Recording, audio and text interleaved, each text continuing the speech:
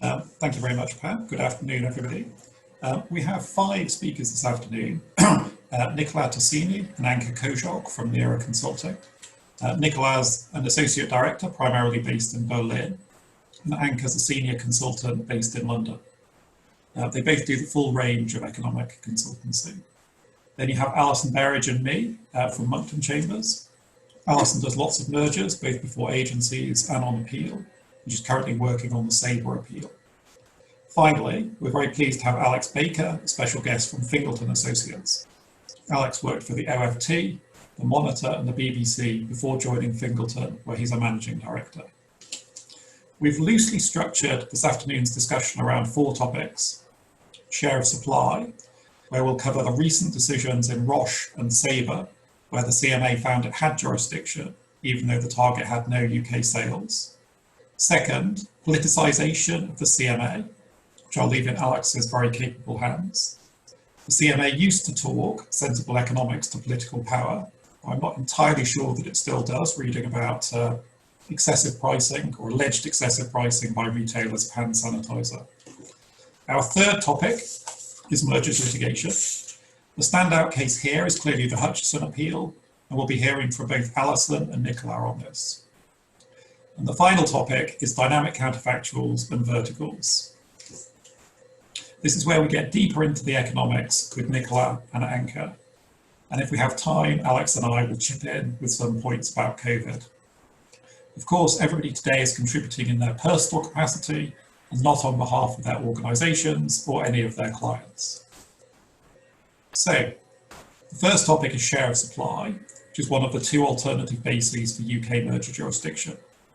It's very unusual in global merger control, and simplifying massively, is satisfied if the parties overlap in the UK and they together account for 25% or more of supplies. As I say, I'm simplifying massively, please don't write it. Now, the share of supply test makes the boundaries of UK merger jurisdiction fuzzier. The scope for debate about how you describe the goods or services, and the scope for debate about the calculation of the 25%. But you might think that the test could only be satisfied if both of the parties had turnover in the UK.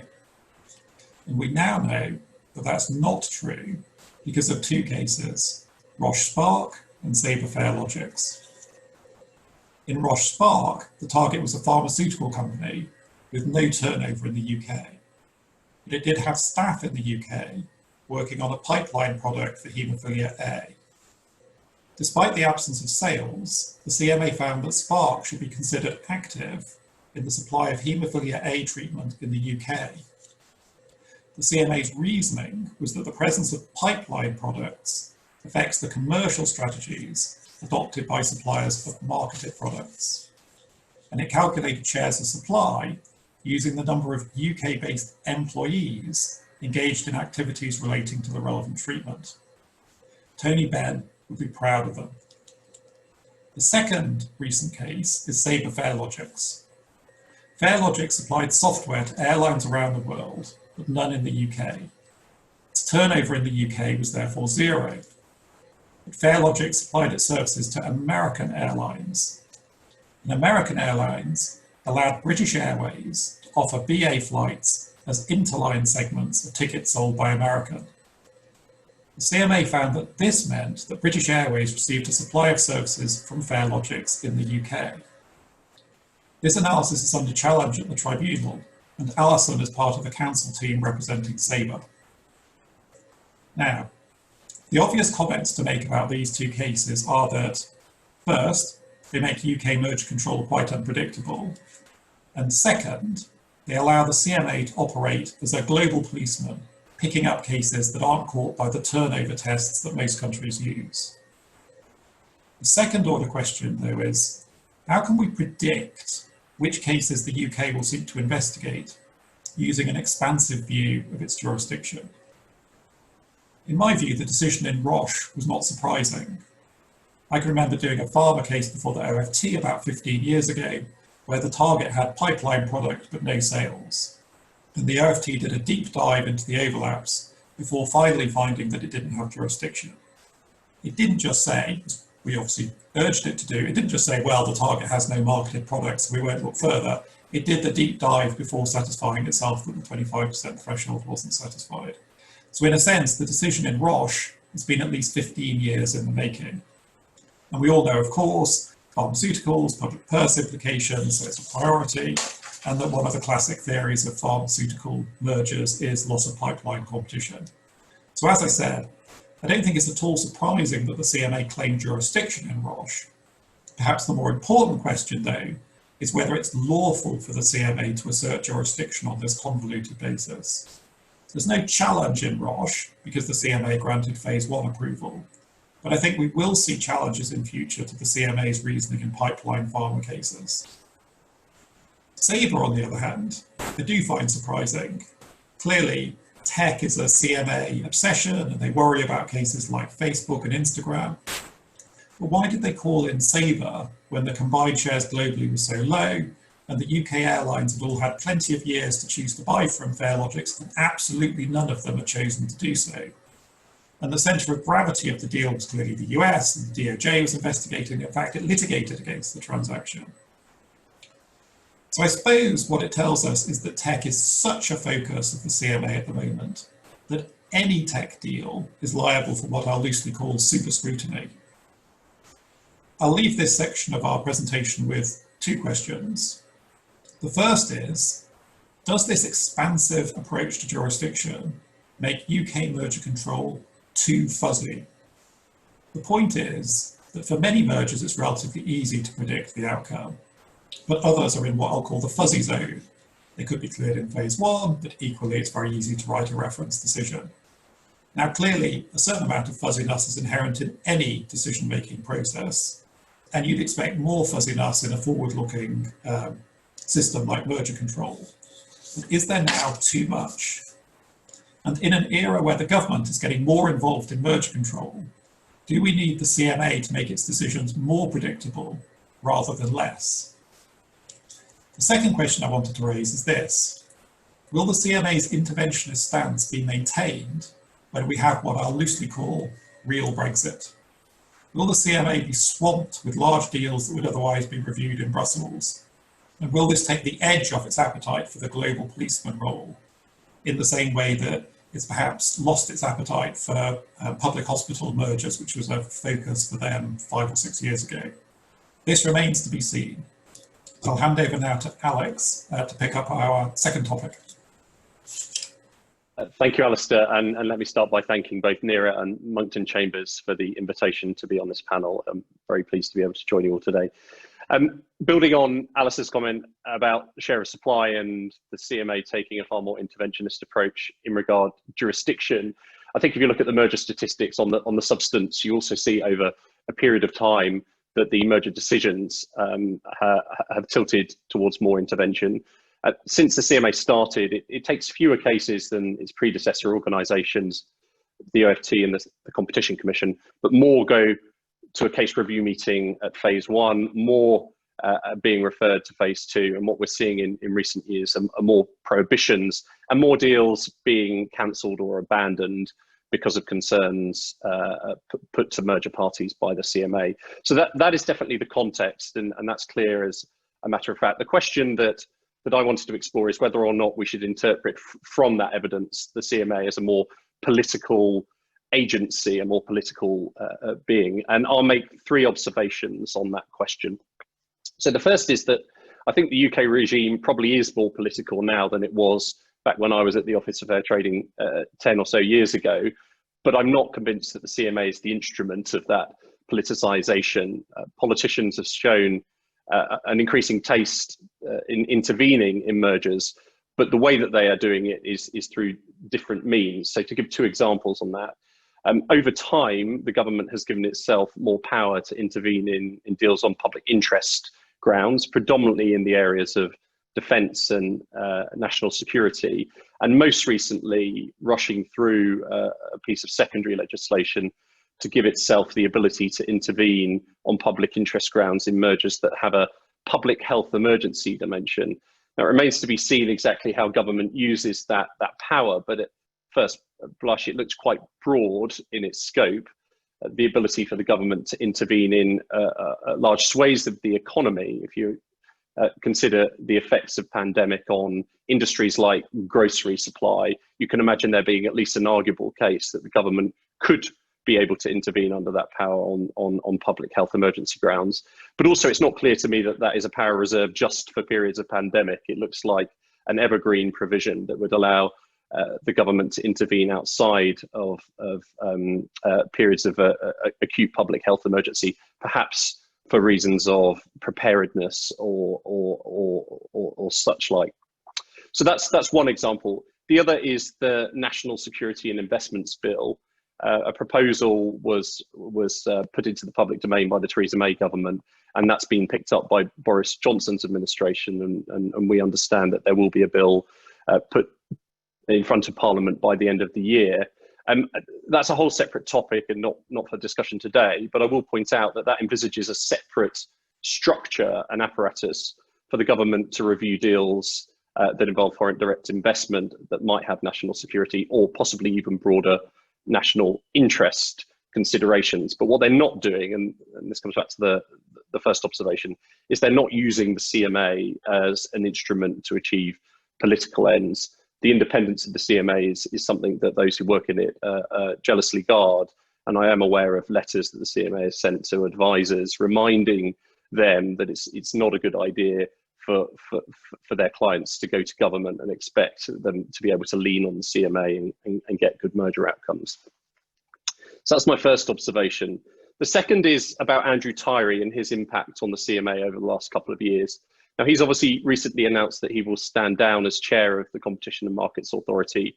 And over the last couple of years, I've read numerous pieces in the Financial Times and other press publications about his influence. But from what I understand, he's actually taken less of a close interest in merger reviews than you might expect. And so I don't believe that actually the hand of Andrew Tyree has been influential in the increasingly interventionist stance by the CMA. A caveat to that is that Andrew Tyree had a clear pro-consumer agenda, and I think that there are perhaps more subtle ways in which the things that he cared about, and in saying this incidentally, I'm not claiming that others in the CMA don't also believe this, but things that were close to Tyree's heart, I think, have sort of permeated the thinking in mergers. And to give an example of that, in Sainsbury's Asda, I think it is notable that one of the justifications for a lower intervention threshold was the fact that grocery expenditure accounts for a large proportion of expenditure for those on low and fixed incomes, and vulnerable consumers has become a more prominent theme in the CMA's work, not just in merger control, but across its tools. So I think it could be argued that in softer ways, the CMA has become more political in how it approaches issues in merger control and the sorts of cases it brings. But I don't agree with the suggestion that it is an agent of government policy in the direct sense.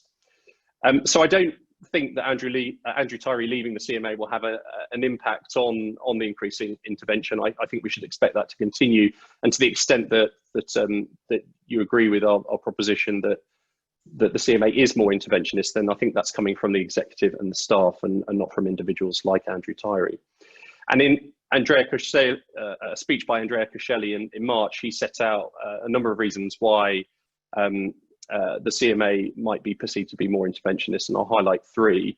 So one is the view that there has been consistent and persistent under-enforcement of merger control over a period of time. And that has led to the second point, which is that markets in general are becoming more concentrated. And so new deals in sectors that are already concentrated, you would expect to have at least closer scrutiny, if not more chance of prohibition or remedies. The third point I'd make is that the CMA itself, like a lot of agencies, have become more innovative over the last 5 to 10 years in how they approach cases.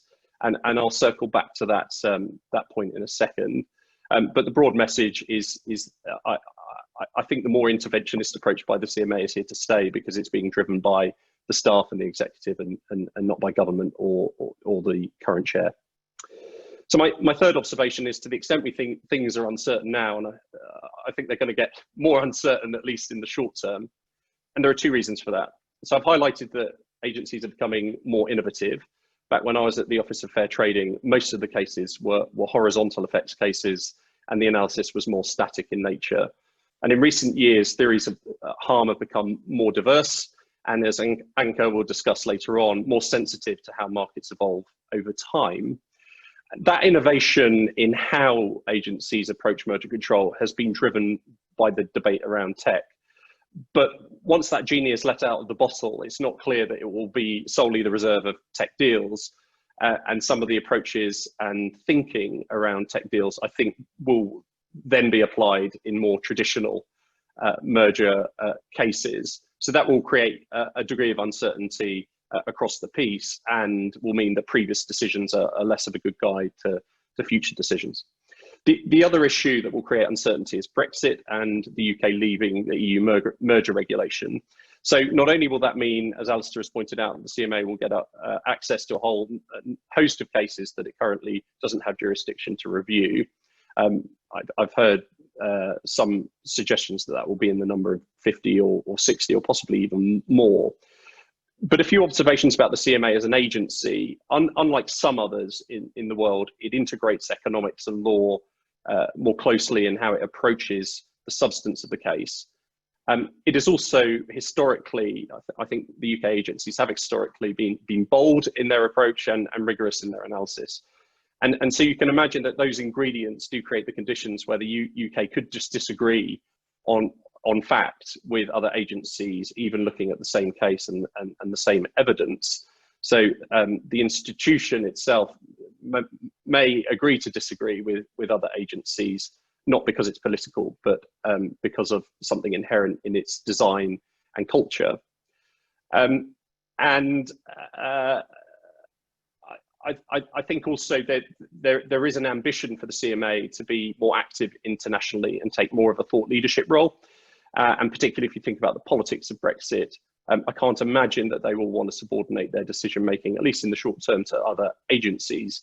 So certainly, as the CMA gets to grips with the power to review these deals, which are typically multi-jurisdictional deals, and as it settles in and works out how to deal with that increased caseload, they are conditions where we'll definitely see potentially more innovative and different decision making.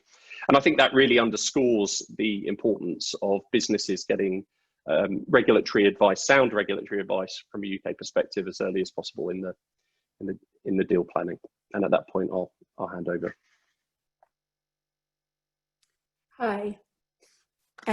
So we've heard a little bit from Alex and Alistair about an increased sort of interventionism on the part of the CMA. And what I was going to do with my little segment was to look at some of the recent decisions of the courts, and in particular, their degree of willingness to look at the economic analysis of the CMA and the European Commission. Historically, quite a low willingness in both jurisdictions, and see if there was any clue that they might perhaps be more willing to look in depth at the decisions brought before them. And we have seen, it's hard to say that it's necessarily a consequence of the increased interventionism, but we have seen a small number of, a small increase in the number of decisions before the courts. So I was going to look in particular at two decisions, the decision of the Competition Appeal Tribunal in Toby from January this year. And then I was going to move on and discuss briefly, as Alistair's already mentioned, the Hutchison decision of the General Court. And I will mainly look at some legal issues from there, and then hand over to Nicola to talk in more detail about the economic assessment in that case. So starting with Toby, Toby related to a completed acquisition of Smartbox by Toby. The CMA reviewed it across 2019, and it concluded that the transaction gave rise to 3 SLCs, a horizontal theory of harm and 2 vertical foreclosure theories, and it ordered complete divestiture of the Smartbox Target company. Toby brought a challenge in front of the CAT, and it was dealt with quite quickly. As you can tell, the CMA's decision was in August 2019. We had the tribunal's decision 5 months later in January, which is a speedy review process and means there is some prospect that UK challengers can see a decision in a time frame that's relevant to their acquisition. But it also reflects the fact that the grounds on which you can challenge a merger decision in the UK are very narrow. They are judicial review grounds.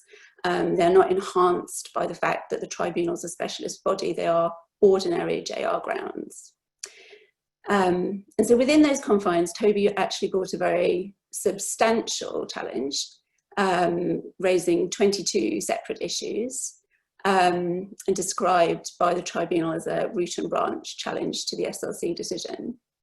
And there's a number of things in there, and unfortunately there isn't time to go into all of the ones that would be interesting, but I did want to pick one, and it's something that I think can be a little overlooked because the overall decision went against Toby, and the prohibition stood. But the tribunal did agree with Toby that the input foreclosure theory of harm was insufficiently supported by evidence and overturned it, which, going back over the history of UK merger appeals, is quite a remarkable outcome. So even though it didn't change the overall outcome of the case, it's worth thinking about. We didn't see a deep evaluation of the depth of evidence on the particular issues. What the tribunal found was that there were issues that the CMA had had no evidence of. So you might say that that's not telling me that they are looking in a really evaluative way at the weight of evidence for the CMA. But I think it's worth thinking about what an input foreclosure theory of harm looks like. It requires a number of steps to be proved by the CMA, and you have to prove all of them. And you can articulate that in different ways. And the tribunal was prepared to go into the detail of those individual steps and the different foreclosure theories that the CMA had put forward. There were, it was a partial foreclosure theory, and there were 2 different actions that it anticipated the merged group would take, and really get very granular about which bits of the chain and what evidence there was in place. And it said there were 2 places in the chain where the CMA had failed to have any evidence.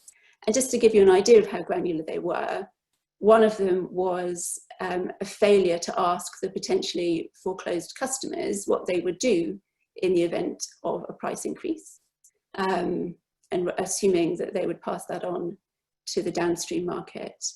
And second was a failure by the CMA to do a critical diversion analysis for the partial foreclosure theory.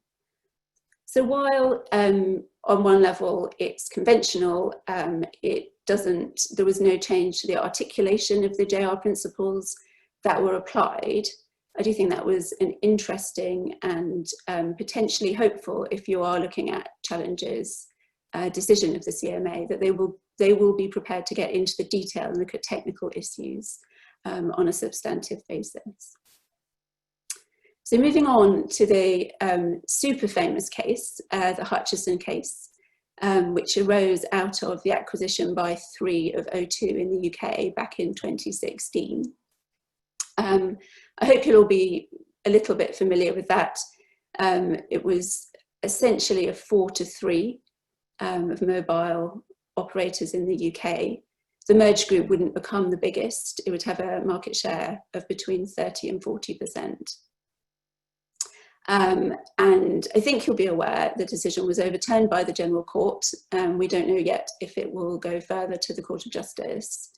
The decision overturning the Commission's analysis was quite devastating.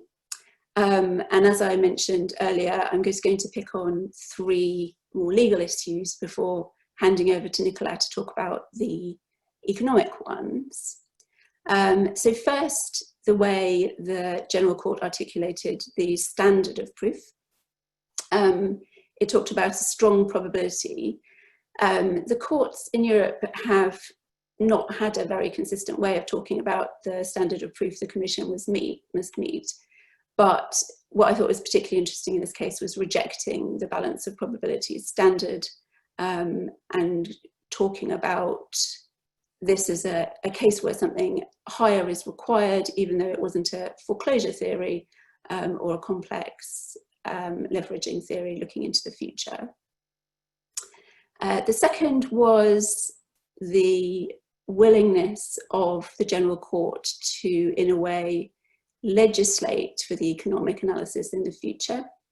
So this is what is sometimes known as a gap case, going back to what is actually now quite a long time ago, when the substantive test was changed back in 2004 from a test based on strengthening of a creation or strengthening of a dominant position to a broader test about a significant impediment to effective competition.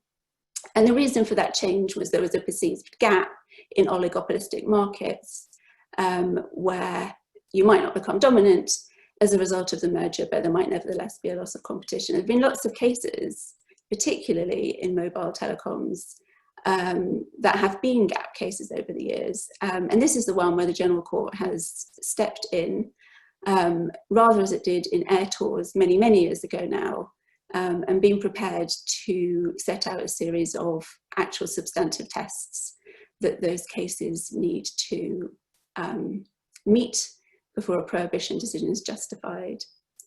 And finally, and I hope without straying too much into Nicola's territory, the sheer detail that the General Court was prepared to go into is obviously not restricted to a JR standard, but that doesn't stop it dismissing substantive challenges in short order in quite a lot of cases. But in this case, they were prepared to look into the evidence, to really analyse the data that was being used, the evidence, even where there was evidence supporting the Commission's theory, ask itself whether that was really sufficient, and to compare the 302 merger with other similar cases that the Commission had decided, even though those don't have precedent value, and say you have intervened on this case where you have, for example, a pricing pressure figure that's consistent or lower than those cases. So while you have to look for a little bit, especially in the UK, where I would caution that it's still very, very difficult to bring a challenge to substantive economic analysis, I think there is some seeds there of a more interventionist approach by the courts, potentially to match a more interventionist approach by the agencies. So I'll hand over now to Nicola, who's going to give us more detail on the Hutchison decision. Thank you, Alison. It is a pleasure to be with you, the other panel members, and the audience in this webinar. After covering the legal background, the General Court's judgment in 302 turns to the 5 substantive pleas put forward by Hutchison, which relates to the 3 tiers of harm of the Commission, the relevant counterfactual, and the remedies, concluding with the annulment of the Commission's prohibition decision. The 3 tiers of harm advanced by the Commission relate to non-coordinated price effects in the retail market for mobile telecommunication services in the UK, non-coordinated quality effects in the retail market due to the structure of network sharing agreements in the UK, where there are 2 agreements with one merging party belonging to one agreement and the other merging party belonging to the other agreement. And finally, non-coordinated effects in the wholesale market in which mobile network operators, MNOs, provide hosting services to mobile virtual network operators, MVNOs. The judgment, in particular with respect to the first plea and theory of harm, has the potential to have broad implications for the assessment of mergers by the Commission. because it addresses the by far most frequent theory of harm advanced by competition authorities in challenging mergers, namely the loss of competition between the merging firms, referred to as non-coordinated or unilateral effects, and because it addresses data, economic concepts, and tools that are widely used in the analysis of such theory of harm. It is for this reason, then, that my observations will concentrate on the part of the judgment that relates to the first plea and theory of harm. If I were to attempt to identify the theme of this part of the judgment, I would say that in the opinion of the court, the Commission failed to explain in enough detail, despite the 731 pages of the public version of the decision, how the set of its specific local findings about the likely effect of the envisaged merger amalgamate into a general global finding of a significant impediment to effective competition, SIEC. This theme is not only the object of the last section of this part of the judgment, where the General Court finds that the Commission did not specify whether the non-coordinated effects identified would be significant or would result in an SIEC. This theme also runs through the earlier section of the judgment, for example, on the important competitive force, with the exception, perhaps, of the closeness of competition, where the General Court takes issue with the fact that the Commission established that the merging parties and the other two MNOs were in general close competitors, but fell short of establishing that the merging parties were specifically particularly close competitors. In discussing the Commission's quantitative analysis of upward pricing pressure, UPP, then, the General Court observes that any concentration will lead to efficiencies, and that the Commission should have taken such standard efficiencies into account in its UPP analysis. In light of the merger assessment framework offered by the guidelines, which distinguish between restrictive effects on the one hand and countervailing factors, including efficiencies on the other hand, the General Court is of the opinion that there are two types of efficiencies. Standard efficiencies that should be factored already into the calculation of the restrictive effects of a merger, and efficiencies within the meaning of Section 7 of the guidelines, which are only weighed against the restrictive effects of the merger in a subsequent step of the assessment process. Such distinction, however, is questionable, since for efficiencies to fall into Section 7 of the guidelines, they need to benefit consumers, among other conditions. If so, they need to affect the merged entities' pricing and investment decisions, and therefore they need to be factored into the calculation of the restrictive effects. As a result, from an economic perspective, the judgment goes in the right direction of calling for efficiencies and the restrictive effects to be jointly evaluated. But it falls short of explaining how this can be reconciled with the existing allocation of the burden of proof between the Commission for the restrictive effects and the merging parties for the efficiencies. I look forward to seeing whether and how the Commission will take on these and other issues in its possible appeal against the judgment to the Court of Justice. As I mentioned earlier, one of the 5 pleas of Hutchinson, on which, however, the General Court did not decide, relates to the Commission's assessment of the counterfactual scenario. Counterfactual scenarios have played a significant role in recent merger decisions by the Commission. And I will now turn the discussion over to Anka, who will talk about the CMA's merger enforcement in dynamic markets with a focus on the use of dynamic counterfactuals. Thank you. Thank you, Nicola. So I will now turn the focus on the CMA and the use of dynamic counterfactual in recent merger decisions. First, I want to provide a brief introduction to the use of counterfactual analysis in merger assessment, and then highlight a few of the recent cases where the CMA has adopted dynamic counterfactual. Then, given the fact that the counterfactual is essential in establishing whether or not the merger would lead to anti-competitive effects, I want to take these three cases as well as the more recent cases at the CMA and look at the three main lessons that I believe we can take forward. So on this note, first of all, just to mention that when we are talking about counterfactual in the assessment of the merger effects, we are actually talking about market conditions that would prevail in the market in the absence of the merger. So if the CMA were to find that in the counterfactual there is significantly more competition compared to the scenario with the merger, then most likely they will oppose the transaction unless the parties are willing to offer sufficient remedies to alleviate such concerns. As mentioned in the merger guidelines, the relevant counterfactual is given by the competitive conditions that existed at the time of the merger, which is also known as the status quo ante.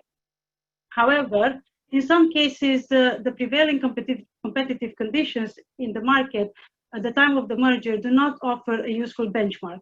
This is very much the case in dynamic markets where market conditions are likely to change due to innovation and technological progress, such that market would evolve even in the absence of the merger. So in these situations, it's needed to adopt a more forward-looking dynamic view. And then if you start thinking of a forward-looking theory of harm and forward-looking counterfactuals, you add an additional layer of uncertainty in the due diligence and also in the merger review process. So it's not really that straightforward, and of course there are some challenges that come with the use of dynamic counterfactuals. Now, three of the recent cases where the CMA has adopted dynamic counterfactuals include the bottom line Experian merger. In this case, the CMA looked to assess to what extent alternative suppliers could integrate Experian in its business. In the Amazon Deliveroo transaction, the CMA pushed the case to a phase 2 because it wanted to assess the extent to which Amazon would be inclined to re-enter the online restaurant platform market. And then in the Sabre Farelogix case that was also mentioned earlier by Alistair, the CMA adopted the forward-looking theory of harm and the time frame of 3 to 5 years to assess dynamic, 3 to 5 years to assess the competitive constraints. So in this particular case, in the Sabre Farelogix, the use of forward-looking theory of harm and the dynamic counterfactual could potentially add to the controversy of the case. As we all know, the merger was cleared in the US while it was blocked in the UK, where the CMA concluded that absent the merger, Sabre would develop its own product, and in such a way that the world without the merger, there would be more competition than if the merger were to go ahead.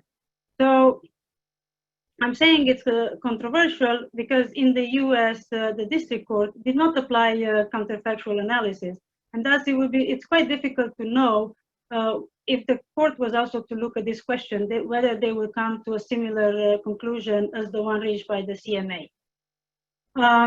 Now, as I said, those are just a few cases where the CMA adopted a different time frame compared to the status quo ante, and I believe that there are three valuable lessons that we can take forward. So the first lesson to take forward is the fact that dynamic counterfactuals are not new. They've already, the idea of looking at future market conditions is already mentioned in the guidelines. However, what appears to be new is the way the CMA approaches the assessment of dynamic counterfactuals. As it can be seen lately, it appears that the CMA is putting more emphasis on qualitative type of analysis that is built based on the review of internal documents from the main parties and the third parties. Now, we all know that, of course, there is merit in the internal documents, but a big challenge that remains for the CMA is to ensure that there is an objective review of such documents, such that there is no personal bias, that the documents would be read and analyzed in a way that it would fit with the proposed theory of harm. The second lesson to take forward is the fact that any qualitative analysis based on internal documents needs to be complemented by quantitative economic analysis. So as economists, we can help build sound and theoretical based models that can better assess the future market conditions than relying on all historical internal documents that might not match the current and the future market outcomes. For example, we can build proper financial and investment models in order to assess the viability of an alternative transaction. In the same way, for instance, merger simulation models have been used for the last 20 years. And although these models might not be a magic toolbox that can answer all the questions, they are sophisticated enough that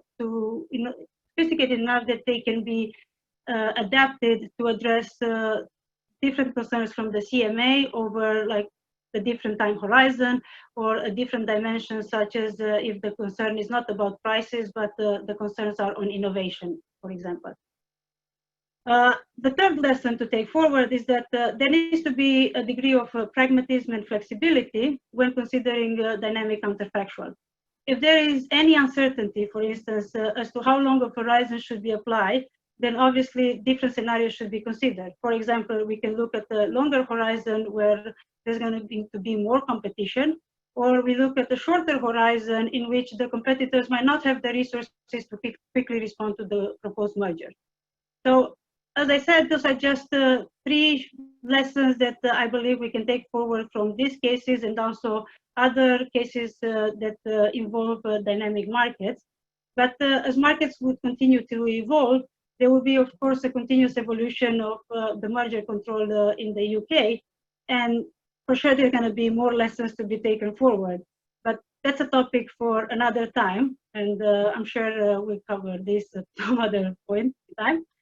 So now on the next topic, we want to look a bit at the COVID-19 crisis. And Alex will talk in more detail on the impact of the crisis on the CMA's merger control.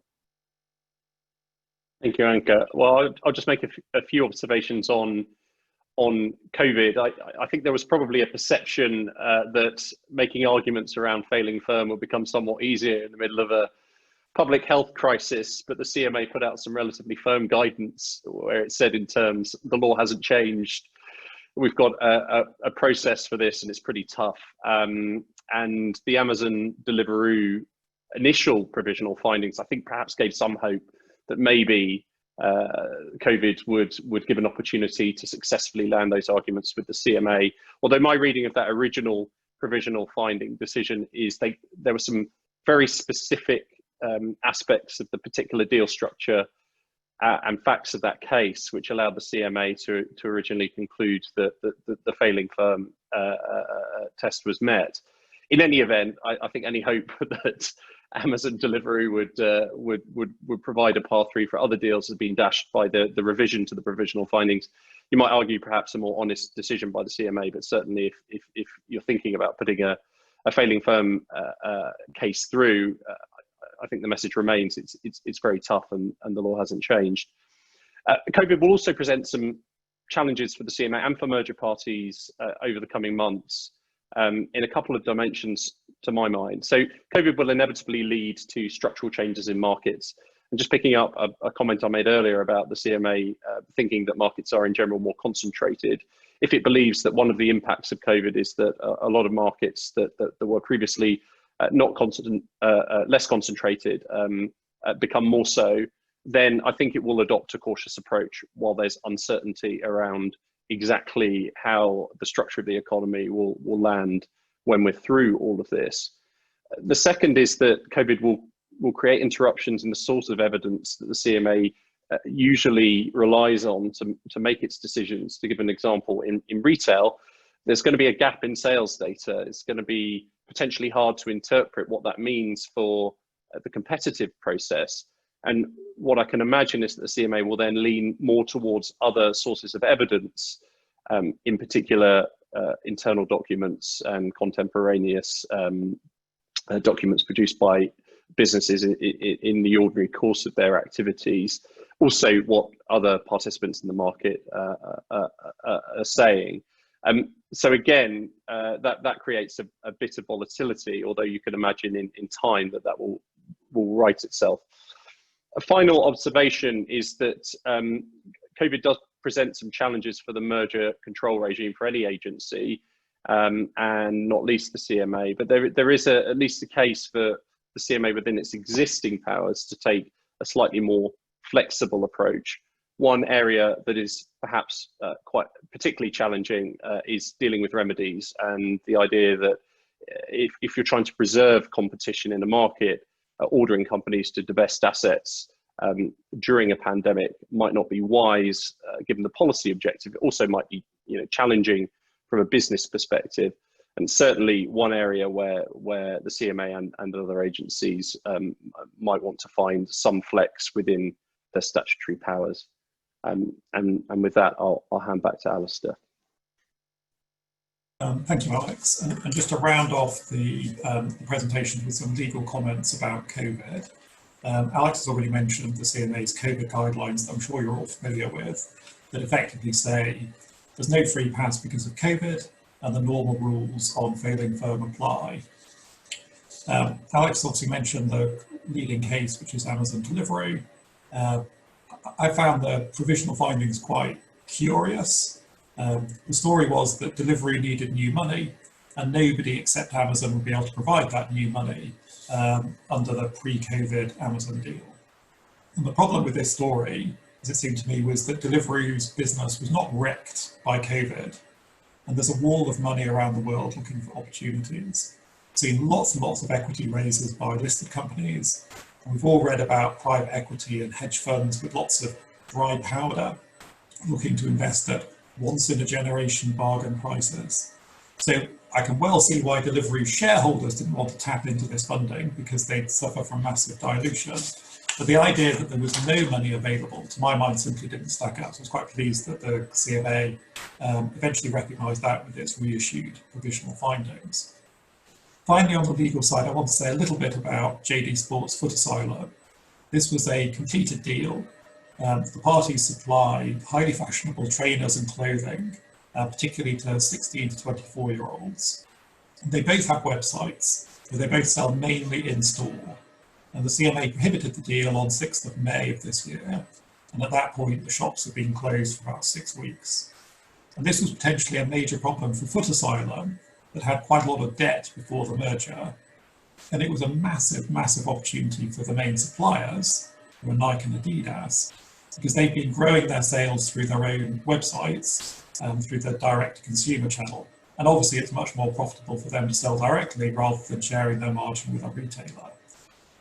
Despite this context, the debt and the opportunities created for Nike and Adidas, the CMA didn't change the counterfactual.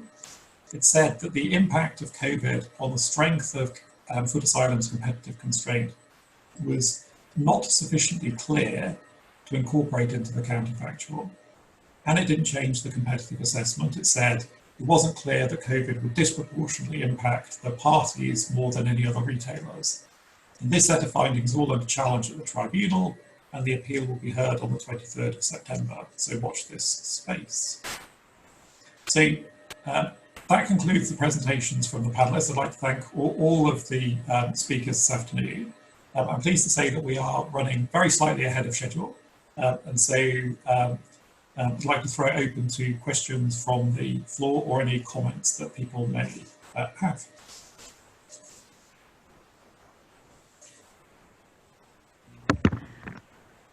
Thank you. We have a couple of questions in from the audience. Alex, one question for you. It was interesting that you view the more interventionary approach as Mantine from CMA executive and staff. What merit other than political do you see in the excessive pricing cases on hand sanitizer, et cetera? And then there's another part of this question which we will go into after you answer this one. So I was talking explicitly about merger control, and I can see that the hand sanitizer cases, which is obviously a different tool, might appear on their face as a response to political pressure.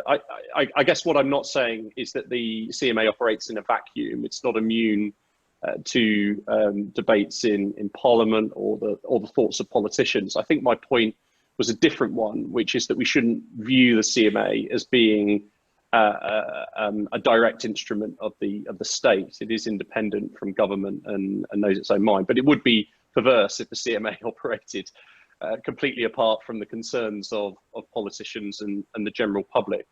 I guess with those hand sanitizer cases, a few of them have been dropped. So having looked under that stone, it might have felt that actually there was not much to see there.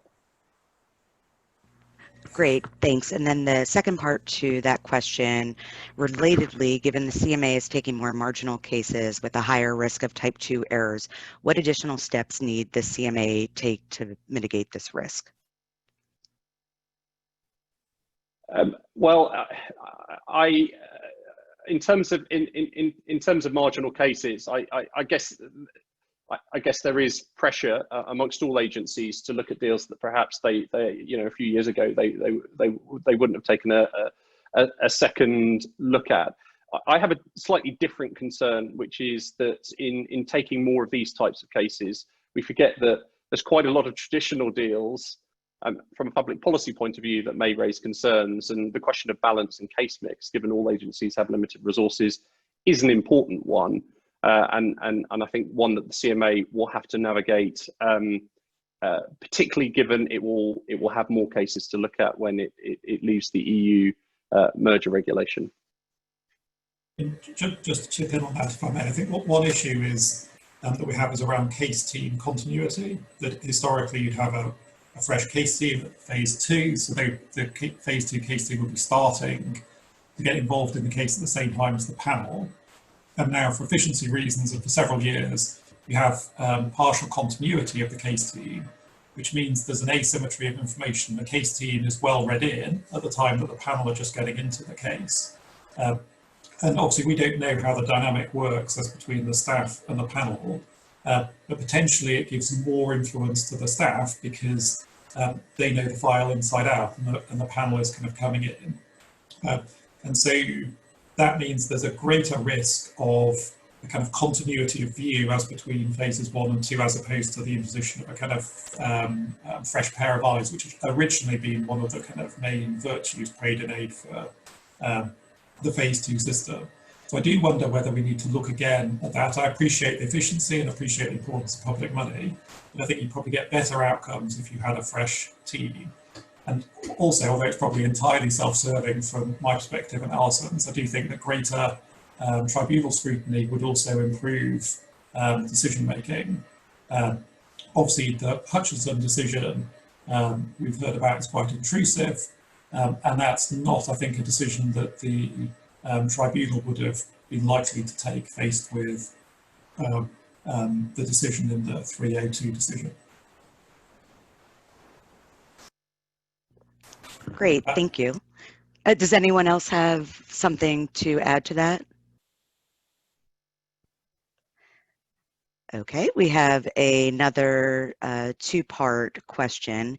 Is the UK mergers regime fit for the purpose in a post-Brexit world and from a judicial oversight point of view?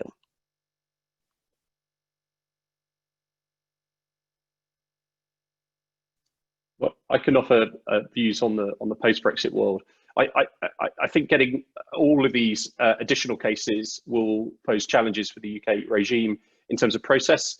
It is process heavy in the UK, and also the UK is not as practiced as other agencies in interacting internationally. I mean, it's developed that over the last few years, but the other feature of these cases that it will that will crop up is that they're multi-jurisdictional, and I think we will see some teething problems in terms of the CMA interacting with other agencies. That will resolve itself in time, but there probably is a case from a policy perspective to look again at how the CMA approaches its first phase review, how it approaches its second phase review, and the balance within that. Also, the burden on merger parties. I think it is the case that all agencies are asking more and more of parties, and that's something that the CMA certainly has to look at.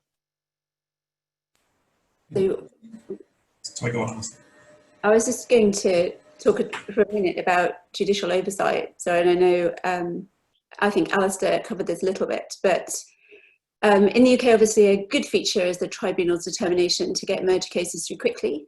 And I hope my segment didn't give the wrong impression here. It is very, very hard to get the court to look in any detail at economic issues, and that I think does place sort of a big burden on the internal processes of the CMA to do that job. And I think it would be positive to see a bit more recognition by the tribunal that they're a specialist tribunal, they can look in more detail, and that the CMA, with its sort of vast powers and long timetables, maybe should be held to a slightly higher standard on judicial standard challenge. Thank you, Alison. Could I comment just about risk of inconsistencies? I think this is something that Alex flagged up, that the UK would be likely to be relatively independent-minded. And it is something that concerns me. If we, the UK, are looking at the kind of UK aspects of essentially a European deal, I'm not sure that it's good merger control policy for the UK to be off kind of ploughing its own furrow. So we've had a few instances of cases where we've got kind of contradictory outcomes. So Akzo Nobel Metlac, where the UK prohibited, and there were, particularly the German authority had a good look in a European market and came to a different conclusion. Eurotunnel Sea France, which was looking at the two sides of the channel, and the UK managed to come to a different conclusion from the French.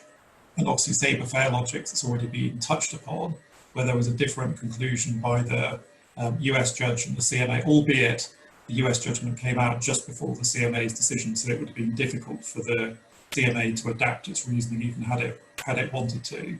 But I do think in terms of the overarching coherence of global merger control, it's important. There's virtue in kind of consistency and coherence. That's perhaps more important than kind of making a different judgment on quite a marginal call in cases. It's going to make it quite difficult for kind of global companies. And I appreciate the UK wants to assert its sovereignty and all this sort of stuff, but fundamentally, I think there is some benefit in structural coherence from a global perspective.